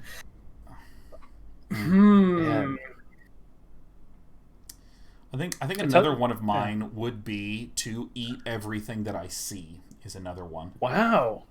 Oh, God, I thought about. I invented a joke just before the show, and it was so stupid that I didn't even file it away as like a joke. Yes, please. I'm on a seafood diet. When I see food, I die. That is like let's spin this out into a Bird Box like fiction. Spin this out. Let's do a Bird Box with this. Let's spin this out into a Bird Box. Yeah, let's spin this out. It's also a Doctor Who episode where it's like every Doctor Who episode is like, don't do some uncontrollable bodily function or you die now. Don't breathe. Don't blink. Yeah. Don't eat. Don't breathe through your mouth. And don't listen to anything. Don't listen to anything at all, or you die. Don't hear anything. Just stop listening. No matter listening. what you do, stop listening. Yeah. Whatever. Oh my god.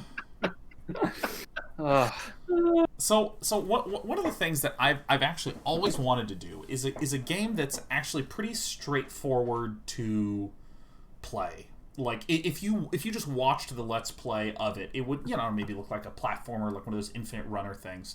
But the idea is that you would have, like, a control deck that had nothing but very weird controls, right?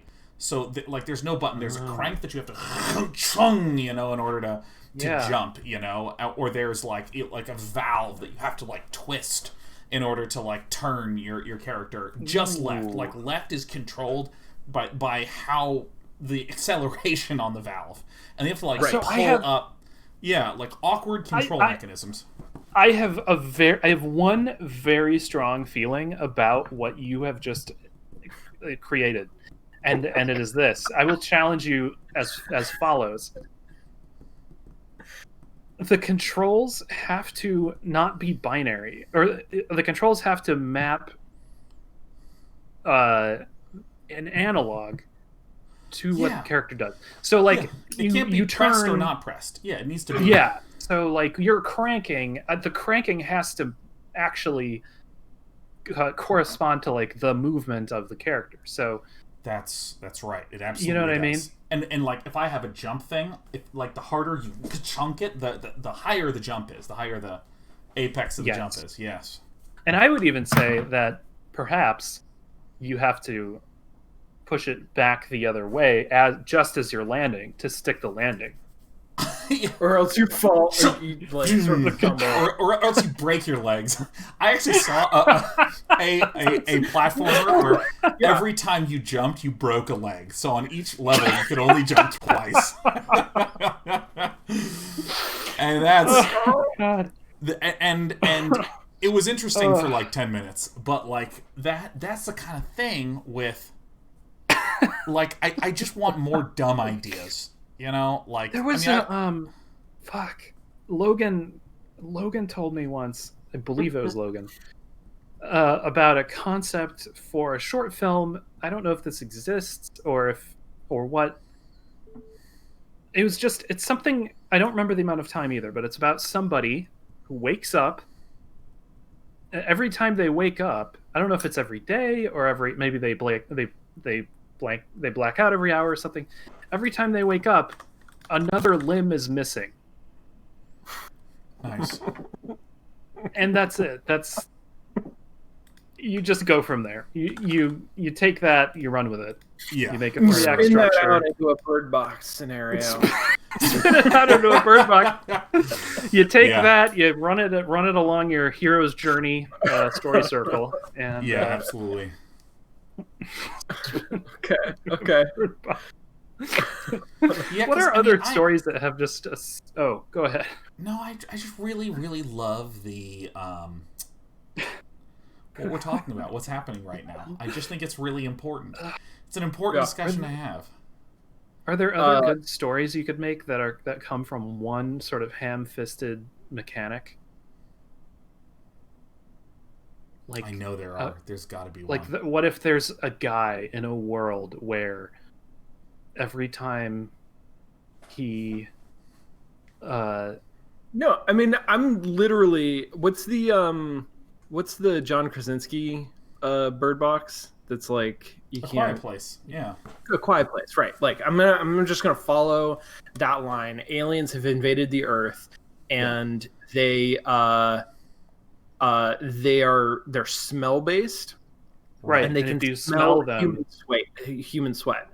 So if you break a sweat, that's good. Then they will kill you. They come and kill you. They're so fast. They're in the very blink of an eye. fast. They're so fast. Yeah. And they actually they look like a horrifying mix of Geiger art and nostrils, just big noses, just like otherworldly noses going for you. Yeah. You know what's weird? This is actually bringing me, not to be a downer, but this is bringing me back to COVID-19, where it's the don't breathe on each other disease. I was thinking, what's COVID-20 going to be? Does it spread via eye contact? Yeah, that's what I'm wondering. I absolutely would nail that. Like, that would not be an issue. Right? All right, what's another? I mean, I don't want to let's stay fanciful here. I don't want to say stay with COVID. No, I want to say I had another student in my experimental games class who came up with a game that was, it was like I'm gonna butcher this game, but it was basically like musical chairs for eye contact. That everybody sat in a big circle, and you looked around at other people. I think everybody had a target, so it was kind of like Assassin. But if you were looking at if you were making eye contact with the person that you were supposed to had written down on your card when the music ended, then you won. And it was wild. It was wild to play this game, that gamified eye contact, and then it was wild halfway through the semester to move the class onto Zoom and be like, okay, so what are the new affordances of the way that we play games together? Weird. Now we don't have eye contact anymore. Like, eye contact isn't a thing. Wow. But you can see everyone at once. Exactly. No, totally. What if, you know that scene, that very famous scene from The Good, the Bad, and the Ugly, where they're all they're all pointing guns at each other and they're all just looking at each other. Can you make an eye contact game, eye contact assassins, like an eye contact Mexican standoff game? Oh my god! Where all it is just the good, the bad, and the ugly eye contact mechanic. So why are they're watching each other, because if they don't see the other, they might draw on them or something? I mean, this is semi-apocryphal, but the classic gunslinger dilemma is that if you are a gunslinger, your reaction time is faster than your movement time. Right. So there's a good chance that if you are the one who draws first, that you will get shot, because your opponent can actually see your movement and react faster than you can complete your movement. So, so it's that situation, right? It's a standoff of who's going to draw first, and drawing first not necessarily being an advantage. The good, the bad, and the ugly. The quick, the bad, and the dead. Is that there's three people instead of just two people. So you've got to pay attention to both of the people who are standing across from you. I love the idea of this is werewolf meets werewolf meets Spyfall meets no,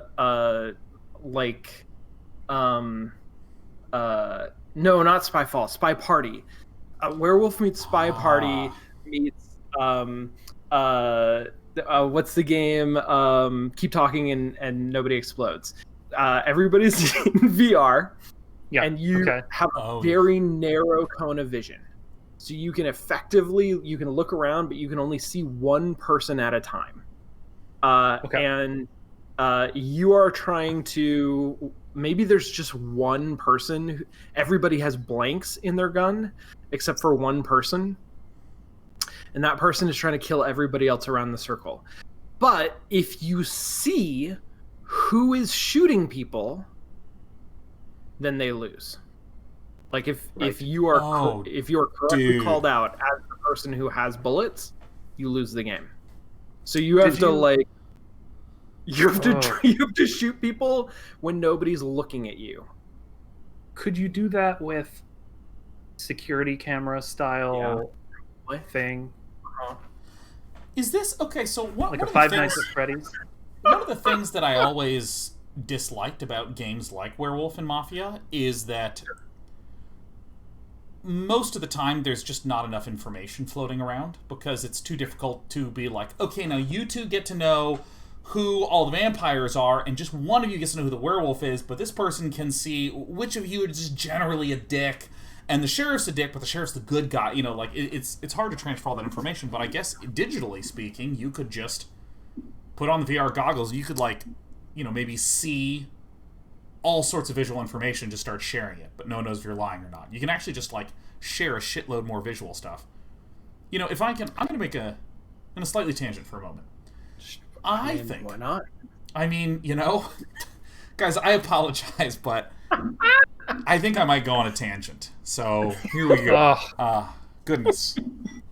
All the king's tangents. So, I think that, like, one of the cool things about board games is that there's a lot of exploration about systems making gameplay. A lot of digital games for many years were very content-focused, right? You can jump because you're Mario. Now, here's 400 levels. It's hard to do a lot of levels in board games. I mean, there's been attempts like Arabian Nights was just like, here is a giant book, and you will sift through the book and read one cool sentence I wrote 5 years ago. Right. And so there's been a lot of really dope exploration of, you know, like, and each tile will get this much resource at the end of each turn, and then there's a trading phase and all this sort of thing. I'm really interested in the idea of amping up board game concepts with digital, but not actually doing that much different. So, for instance, Hearthstone, one of the big innovations that it did as a card game is every single individual unit has health that tracks. So you can have 5 health, and you can go down to 3 health, and then 1 health, and then you die, and so on. Most card games historically don't do that, because if you have 6 creatures, and I have 4 creatures, it's really hard to track everyone's health. So most card games like Magic just say, you have to take 4 damage in a turn to die, but it's just erased at the end of the turn. Tokens. Yeah. Tokens. Oh my god, tokens. Like, Slay the Spire kind of does this, where it's a very board gamey concept, but it uses digital to just make all the tracking of stuff really great. I mean, we're talking about taking Werewolf and amping it up with digital, which I guess is kind of like Among Us, which is a game I learned about recently. But I think that I don't know that game. It's one of those werewolf style games where it's like there's 6 of you and you're on a ship and you have tasks that you need to do, but there's 2 of you that are traitors that, you know, are aliens that are actually going to kill everyone, and you have to, like, find out who those people are. You know, there's some structure to it. So but so it's not Werewolf, and it's not the Wolf Among Us. It's Among Us. That's right. That's right. Okay. I always call it the Wolf Humongous because I think that's fun. That game's actually pretty good. I haven't played it. I never played it. Not bad. I played just a little bit of the first episode. Yeah, so I don't think I mind talking about this because over the summer, this grad student that I am on the thesis committee for pivoted and changed directions entirely and is making it a totally new game. Nice. But the game that he pitched last semester that he had going into the summer was like an AR werewolf, was like a version of werewolf where you would look at other people through a digital medium and it would add information about them. Yeah. It feels like something similar to what you're talking about. Would that have required sharing space in a room? Yes. Okay. Well, the original concept would have, and then he did some work to adapt it to Zoom, and then sort of went a different direction. I've been just thinking that, like, the new reliance we have on like video calls has revealed to me like how little interactive stuff there is in video calls, like interactive design. Like there's some, I mean, there's filters and stuff, but we're at the point still where it's like if you put like a dog nose filter on yourself, everyone's like, holy crap, that's amazing. And I'm like, this feels like the Dark Ages. Yeah. Feels like we're not there yet.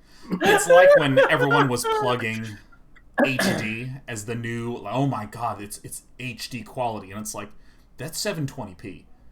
Like, monitors in the year 1999 had higher resolution than that. Like, yeah, but it's just like, think of the, I don't know, games you could add to Zoom or something.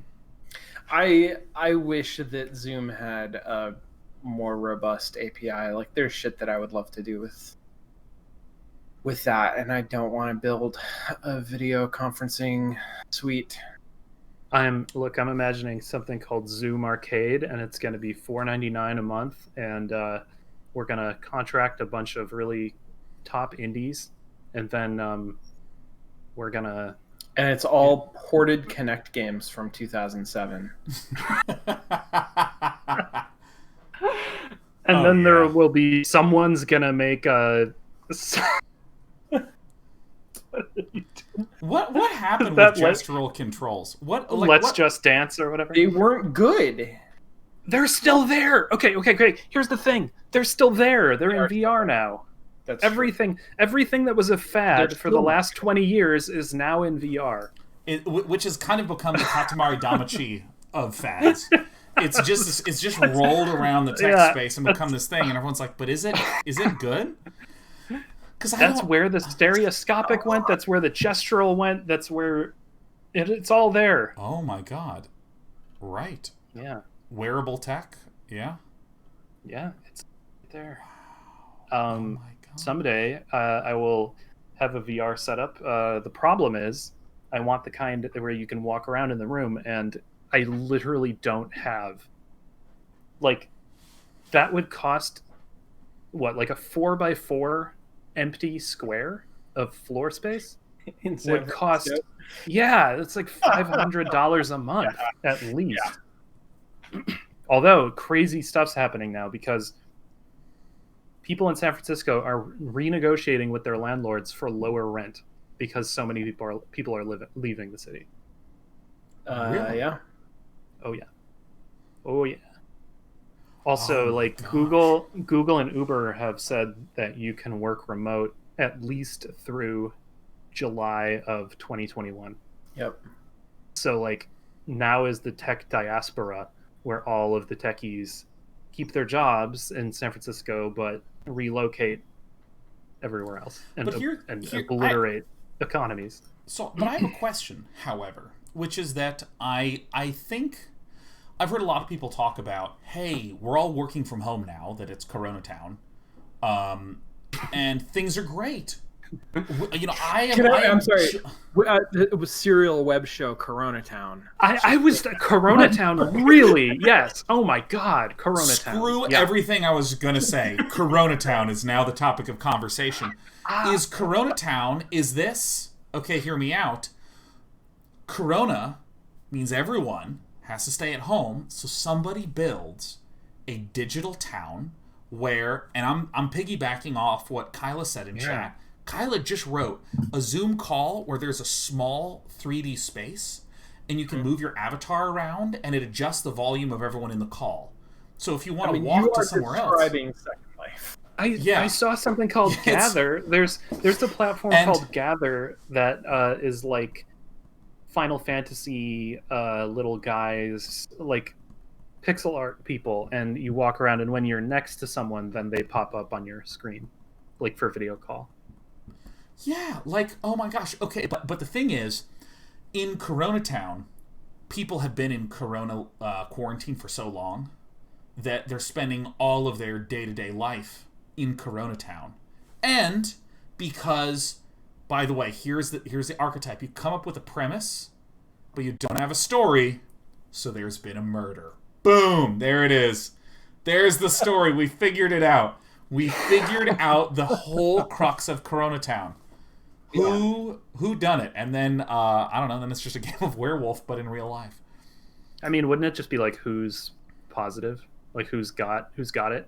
No. It would have nothing to do with Corona because we're all trying to get away from it. Yeah. It's all about being in the digital space. I see what you're saying. Okay. Someone's been... Are you just talking about like online murder mystery dinner parties?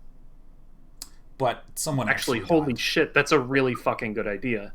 Wait a minute. Oh my gosh. Can we just start doing dinner party, like host of murders, but online?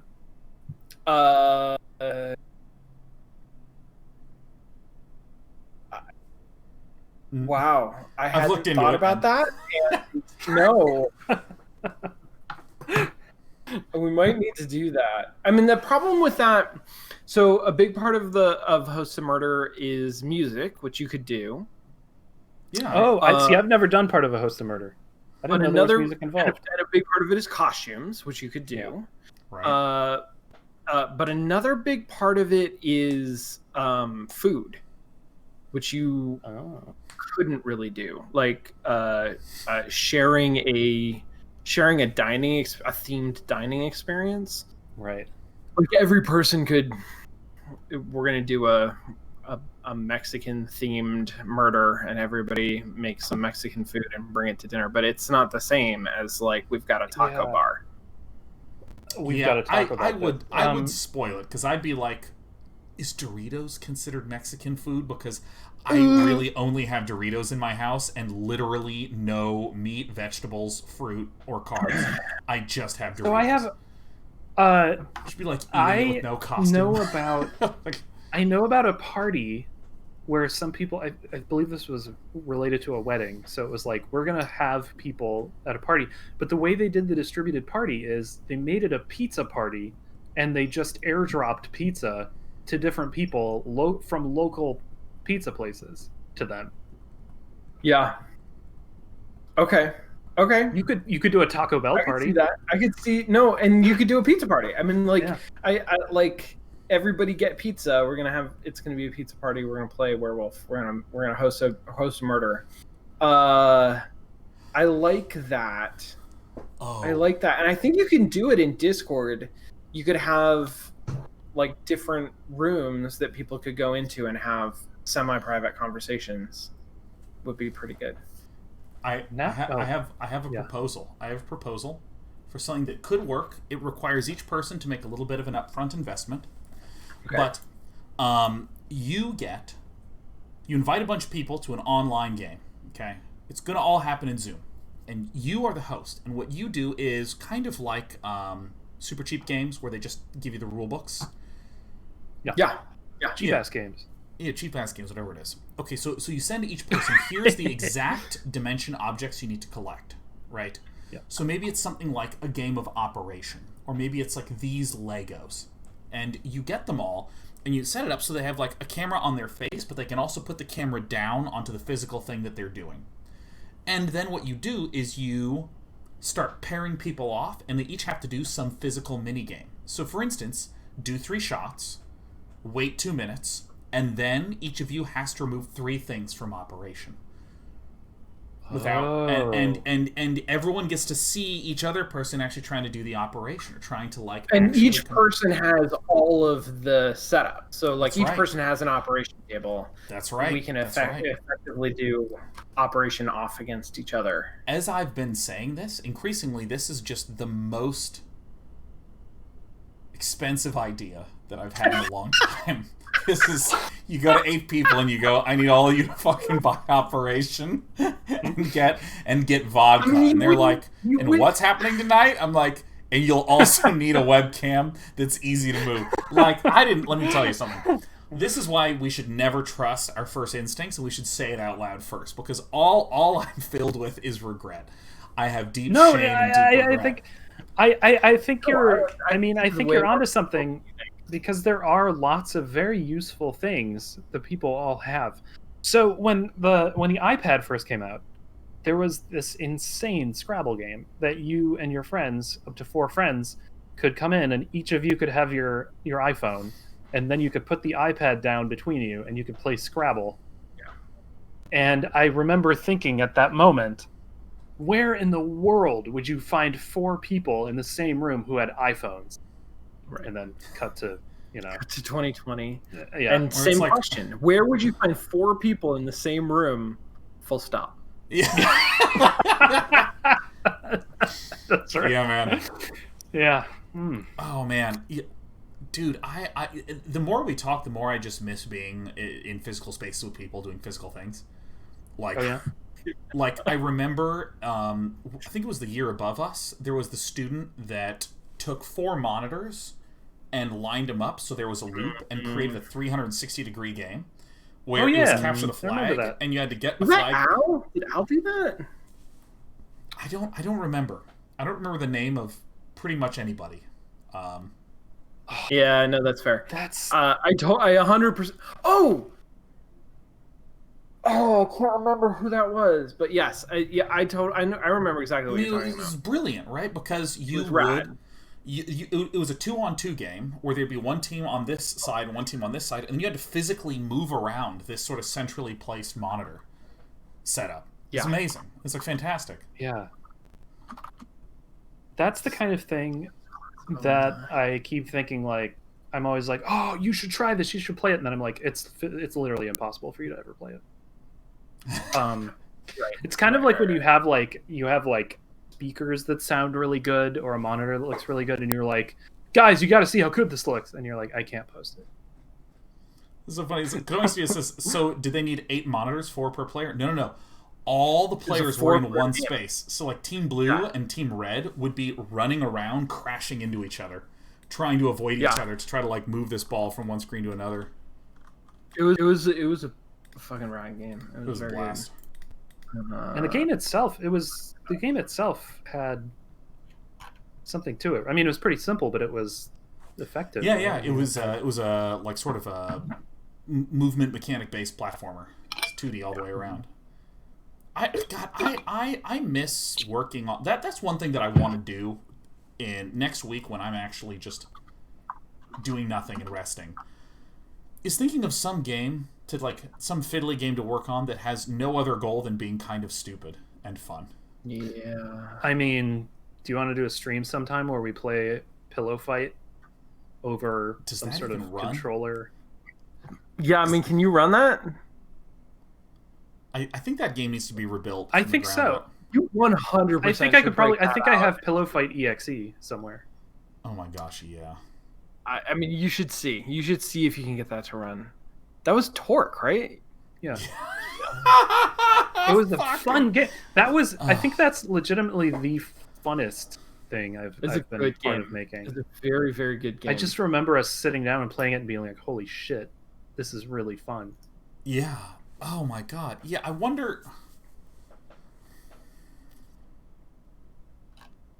Okay, so here, for any of you who don't know what Pillow Fight is, let me give the gist of the game. So the idea is, imagine a sort of a 2D platformer kind of look. And there's... The gameplay field is there's a red goal and a blue goal. And so imagine your 2D platformer look, but each player controls a spaceship that can kind of like fly around in 2D. And there are pillows that fall out of these little spawn points. So they just drop down. So the pillows are the ones that actually kind of do the platforming. They land and then they hop in one direction. Oh, yes, really, they hop. Really simple Mario AI. So they hop and they have googly eyes to kind of indicate the direction they're hopping in. And you, the spaceship, have a variety of different weapons to shoot at the pillows to manipulate them to go into the enemy goal. So think of it kind of like reverse soccer, where in soccer you have 10 players or so per team and 1 ball. This is you have 1 player per team and like 50 balls. So, you know, you had the God, how do you run? So one of the guns was the magnet gun, and anytime a pillow was hit by a magnet, it would switch directions and be magnetized towards the enemy goal and hop towards it. There was the jump gun, that whenever a thing got hit with a jump gun, it would jump, like take a big leap in the direction towards the enemy goal. There was the freeze gun, that if it was hit, it would freeze for a few seconds. And then there was the bomb gun, that if you hit it, would explode and just knock everything away. Did the bomb gun destroy a pillow? I think it destroyed one pillow. It destroyed one pillow. So, really common things that would happen would be, when we first started playing, it was broken to just sit above and just spray your magnet gun. Because, by the way, like, the pillows would drop like thump, thump, thump, thump, thump. I mean, like, when you'd score, you'd knock like 30 pillows into the enemy goal. Like, it was very chaotic. But I mean, I remember like magnetizing and hurling a bunch of jumps at Lee. And so Lee would have to all these things, and Lee would like, freeze all of them. And then like magnetize the frozen ones, and then there would be a big bunch that would form because you'd get a frozen wall of pillows. So Lee would like bomb that and just like send this giant cascade over. I mean, this game's fucking rad, man. We should make this game. This should be do you want to like remake it in Unity? Yeah. That's really doable. The one problem is that it would require multiplayer networking, which I know a reasonable amount about, enough to say I don't fucking want to do this. So maybe we should have a conversation about that.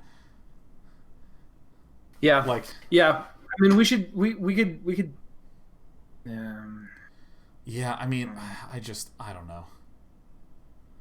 It's interesting. But I'm gonna put it in the hopper, just like Suits. Yeah, I want to make Suits, by the way. Yeah. No, I know. I owe you stuff, don't I, Lee? I don't know. Sure. I don't know what I have. The one thing I do want to say about Pillow Fight, though, is it's important to note the firing speed of the different guns, too. Oh yeah, what were the firing speeds? Because I know the magnet gun was so the bomb had a cooldown. Had a cooldown. It was like bomb, bomb, bomb. But the magnet gun and the jump gun were like these like super fast paced sprays. Yeah. Same with the ice one, I think. Anyway, Pillow Fight. I have it somewhere. Oh my god. In fact, I think I know where. Oh, we gotta talk. Because I remember there were ambitions to make different types of weapons and different types of components, and instead of just having these 4 weapons, you could have like a loadout. Oh man. That would be thick, solid, and tight. I think it's on here. Really? Do you want to look right now? That'll be like the closing. Yeah, that's a good closer. God, that would. I don't. I'm not going to look right now, and you know why? Because it'll turn off your webcam for whatever reason. No, it's not that. It's preservation of awesome. Okay. If I were to, based on the laws of preservation of awesome, if I were to look now and find it, and then I would run it, and we'd look at it, and we'd be like, "Oh, it's not actually that cool." No, that one was pretty cool. I mean, it was pretty cool. I'm not. Okay. I do. That was pretty cool. All right, but No. But pull it out. Pull it out this week and take a look and see. Oh, I also don't have any more USB ports. Yeah. It's That's shit the like new that. currency. It's shit like that. Well, plus also it's like to demo it even you need like 2 controllers. Yeah, like and it needs to specifically be a type of controller I don't think is made anymore. Like, controller? Like, I mean, I hard coded it to be a very specific type of controller because I just like couldn't figure out how to make the other ones work, and I just bought 2 of them and I was like, whatever. Freaking Torque UD. I mean, like, what are you gonna do? What are you gonna do? Yeah, I don't even know if anyone has used Torque in this here chat. But like Lee, we should have a discussion about this because I think sort of there's I have 2 opinions that I want to share. The first is I am glad that there has been a push in the last 15 years about the sort of competitive, super deep, really cool kind of esport strategy game, or not esport strategy game, just esport game. And with Fall Guys coming out, I also feel like kind of shows that people do want some good old-fashioned clowny fun. Yep. Fall Guys. Is this gonna blow my socks off when I Google Oh this? yeah, you might Google Fall Guys. you might want to tie some strings around your ankles for this. Should I watch this PlayStation 4 trailer? Just open up a Twitch stream. That's the easiest wow, thing to do. really Yeah. Yeah, just Yeah. type twitch.tv/any random letters and Really? It'll open up a Fall Guys stream. That's really good. Yeah, no, because I think. Oh my god! Oh, this has big pillow fight energy. What is it? What are they doing? They're running around. It is a game where you have sort of presented minigame obstacles to get through, and you have a character that can move around, jump, and do a dive while jumping, and that's it. Those are the only mechanics. Extremely simple platforming controls. And then it just dumps you into like Japanese game show style obstacle courses and puzzles and problems, and you have to stay alive, and people get eliminated in each round, and eventually there's a winner. So it's kind of a little bit of a battle royale. Ooh. So they're cashing in on that battle royale genre. Whoa! Ooh. No, but it's a battle royale that's not a shooter, which I think is, an interesting and it's mutation. And it's in a way not like a battle royale game at all. Right. Which I think is another... Because, I mean, like, there have been games with last person standing wins since the dawn of time. We've just recently decided to call all of those games battle royale. The first one, wasn't the first one Highlander? Right. I think chronologically you have to say that the first one was Highlander. Oh my God. I started maybe to watch the Highlander, and that movie was it's just bizarre. I can't even quite tell what I'm supposed to think of it. I've only watched 45 minutes of it. I mean, wait until you get... I hope that you will roll straight into Highlander 2, because... As it turns out, there was not just one. Yeah. For that. Maybe it's time for a Highlander MMO. Or an MMO. A Highlander massively multiplayer battle royale. That just ends eventually. Yeah, no, like it's a 3-month-long server on average. You're just playing down the final human. Oh, I was thinking decades. I was thinking like full human lifetimes. But yeah, we could say 3 months. That's really good too. That's really good. Yeah. Mm-hmm. But what do you do when like you have to be not the only one anymore, but like no one's online at the same time? No, no one knows. Unexplored territory. Well, I think that's a reasonable place to stop, and that actually, Lee, I think that could be at the very least a fun conversation about reigniting of Pillow Fight, the only good idea that has happened in multiplayer gaming in 10 years. I'll write a note. I'll write myself a note. Man. To look into Pillow Fight. Yeah, man. That might be the first conversation I have that is like a fun, non-work focused chat that I've had in like many weeks. Well, there you go. No, that was good.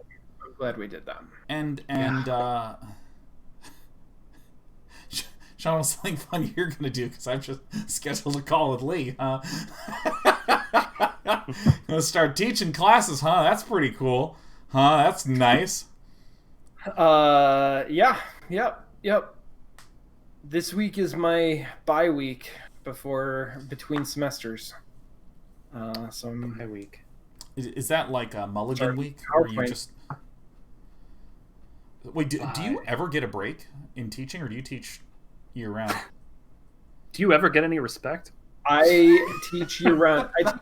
But there are breaks between the semesters. So there's typically a break of like I don't know, a month, maybe 6 weeks between the end of the spring semester and the start of the summer semester, which is only 6 weeks long. And then this year, our fall semester ends before Thanksgiving.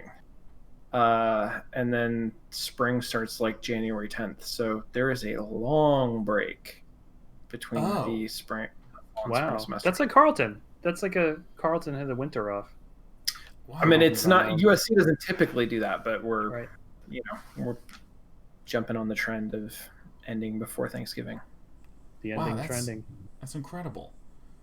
Well, my friends, I want to thank you for just giving me some of that big pillow fight energy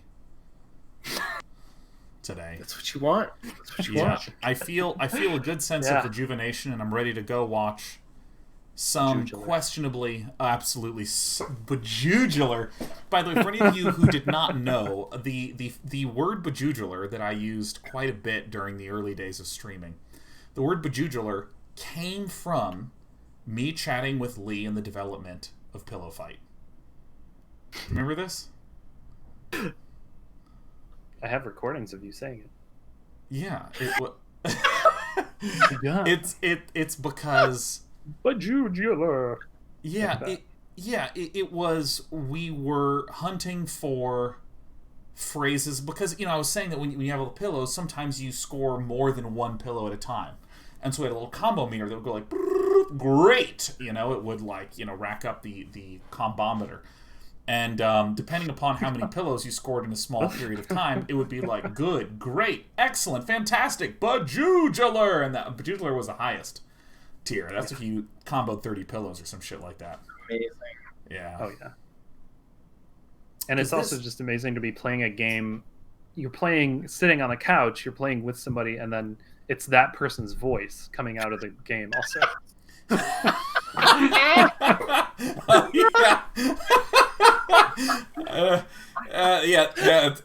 That's one of those real, Spider-Man pointing at each other sort of thing, where I'd score a goal and it'd be like, great, and I'd be like, thanks, Oh yeah, let's do something fun. Okay, I'm gonna go. Bye everyone. Bye. Bye Sean Bloom, Lee Grainer, bye Lee Grainer, bye. Okay, I'm gonna hang up. GG. Bye.